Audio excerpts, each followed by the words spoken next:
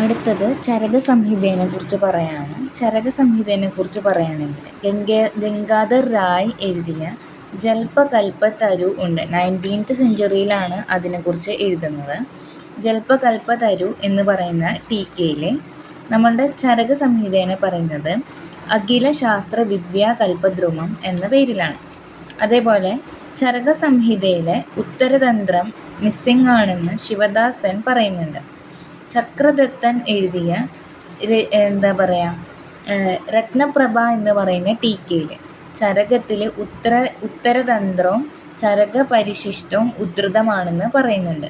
പിന്നെ ബൃഹത്രയികൾ പറയുകയാണെങ്കിൽ ശിരസിനെ മൂർധന്യ എന്ന് പറയുന്നുണ്ട്. മൂർധന്യ എന്ന് ഉദ്ദേശിക്കുന്നത് ശിരസിനെയാണെന്ന് പറയുന്നുണ്ട്. ആചാര്യൻ ചരകനെ സംബന്ധിച്ച് പറയുകയാണെങ്കിൽ യുനാനിയിലെ ഫസ്റ്റ് വൈദ്യൻ കാങ്കായനാണ്. ചക്രപാണി ബംഗാളിലെ ലോദ്രബലി കുലത്തിൽ പെട്ട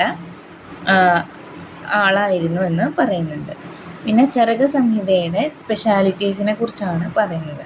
ചരകസംഹിതയുടെ ശൈലിയും ഭാഷയും ഉപനിഷദ കാലത്തിനെ പോലെ ആണ് എന്നും ചരകൻ ഉപനിഷത് ശബ്ദം എന്ന് പറയുന്നത് ഉപനിഷത് ശബ്ദം എന്ന് പറഞ്ഞാൽ ചരകസംഹിതയിൽ വരുന്നുണ്ട്.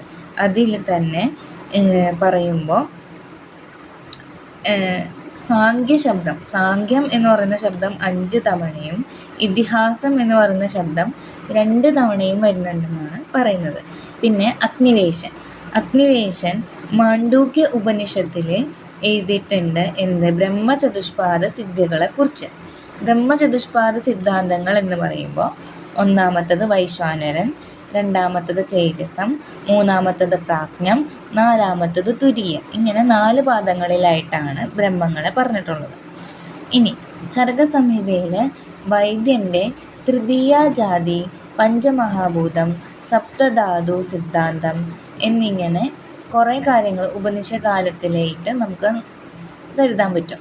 അതിൽ തൃതീയാജാതി എന്ന് പറയുന്നത് ഗർഭത്തിൽ ജനിക്കുന്നതും പ്രസവത്തിൻ്റെ പ്രസവം കഴിഞ്ഞ് ജനിക്കുന്നതും അതേപോലെ തന്നെ മൃത്യു കഴിഞ്ഞ് ജനിക്കുന്നതും പുനർജന്മം ഉണ്ടാകുന്നതാണ് വൈദ്യൻ്റെ തൃതീയാജാതി എന്ന് ഉദ്ദേശിക്കുന്നത്.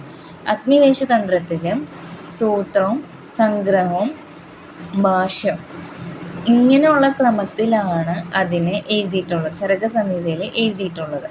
ദൃഢബലൻ അഗ്നിവേശൻ എഴുതിയത് തന്ത്രമായിട്ടും ചരകൻ എഴുതിയത് സംഹിതയായിട്ടുമാണ് അതിനെ എക്സ്പ്ലെയിൻ ചെയ്യുന്നത്. അഗ്നിവേശതന്ത്രത്തിൽ പറയുമ്പോൾ സുശ്രുതതന്ത്രം വന്നതിന് ശേഷം ആണ് ധന്വന്തരി സമ്പ്രദായത്തിൽ പെട്ട ഇതായിട്ടാണ് പറയുന്നത്.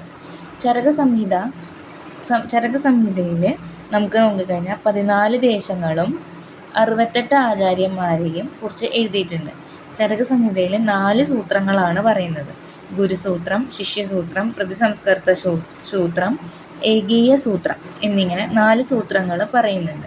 പിന്നെ വൈഷജ്യ കൽപ്പനയെ കുറിച്ച് എക്സ്പ്ലെയിൻ ചെയ്യുന്നത്, എല്ലാ രീതിയിലും എക്സ്പ്ലെയിൻ ചെയ്യുന്നത് ചരകസംഹിതയിൽ എക്സ്പ്ലെയിൻ ചെയ്യുന്നുണ്ട്.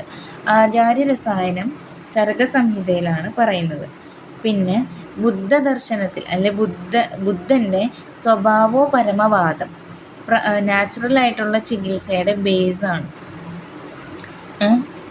പിന്നെ ചരകസംഹിത ഗ്രഹചികിത്സയിലെ ഉഭയാഭിപ്ലുത എന്നാണ് ഗ്രഹചികിത്സേനെ ചരകസംഹിത പറയുന്നത്, ഉഭയാഭിപ്ലുത.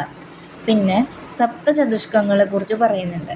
ഭൈഷചതുഷ്ക അല്ലെങ്കിൽ ഔഷധ ചതുഷ്ക, സ്വാസ്ഥ്യ ചതുഷ്ക, നിർദ്ദേശ ചതുഷ്ക, കൽപ്പന ചതുഷ്ക, രോഗചതുഷ്ക, യോജന ചതുഷ്ക, അന്നപാന ചതുഷ്ക. പിന്നെ 2 സംഗ്രഹാധ്യായങ്ങളാണ് പറയുന്നത്. അതിൽ പെടും ദശപ്രാണായതനവും അർത്ഥേ ദശമഹാമൂലീയ അധ്യായം. ചരകസംഹിതയിലെ 7 സ്ഥാനങ്ങളിലായിട്ട് കോൺവെർസേഷൻസ് നടത്തുന്നുണ്ട്. അതിൽ സൂത്രസ്ഥാനത്തിൽ 4 ചാപ്റ്റേഴ്സിൽ, ശാരീരസ്ഥാനത്തിൽ 2 ചാപ്റ്റേഴ്സിലും, സിദ്ധിസ്ഥാനത്തിൽ 1 ചാപ്റ്ററിലും. ദീർഘജീവിത അധ്യായം എന്ന് പറയുന്നത് സൂത്രസ്ഥാനത്തിൻ്റെ ഫസ്റ്റ് ചാപ്റ്ററാണ്.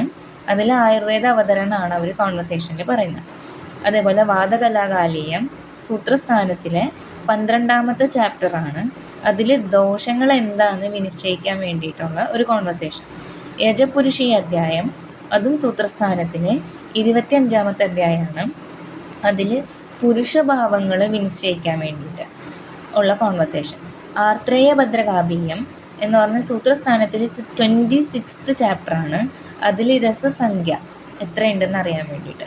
ഇനി അടുത്ത ഗർഭവക്രാന്തി ശാരീരം, അത് ശാരീരസ്ഥാനത്തിലെ ഫോർത്ത് ചാപ്റ്ററായിട്ട് വരും. അതിൽ ഗർഭത്തിൻ്റെ മന്ത്ലി മാസാനുമാസിക വൃദ്ധിയെ കുറിച്ച് അറിയാൻ വേണ്ടിയിട്ട്. പിന്നെ ശാരീര വിജയ, അത് ശാരീരസ്ഥാനത്തിലെ 6th ചാപ്റ്ററാണ്. ശരീര വിജയ ശാരീരം ശാരീരസ്ഥാനത്തിലെ 6th ചാപ്റ്ററാണ്. ഗർഭത്തിൻ്റെ അംഗനിർമ്മാണങ്ങളെക്കുറിച്ച് പറയാൻ വേണ്ടിയിട്ട്. ഇനി അടുത്തത് ഫലമാത്രാ സിദ്ധി, അത് സിദ്ധിസ്ഥാനത്തിലെ 11ാമത്തെ ചാപ്റ്ററാണ്.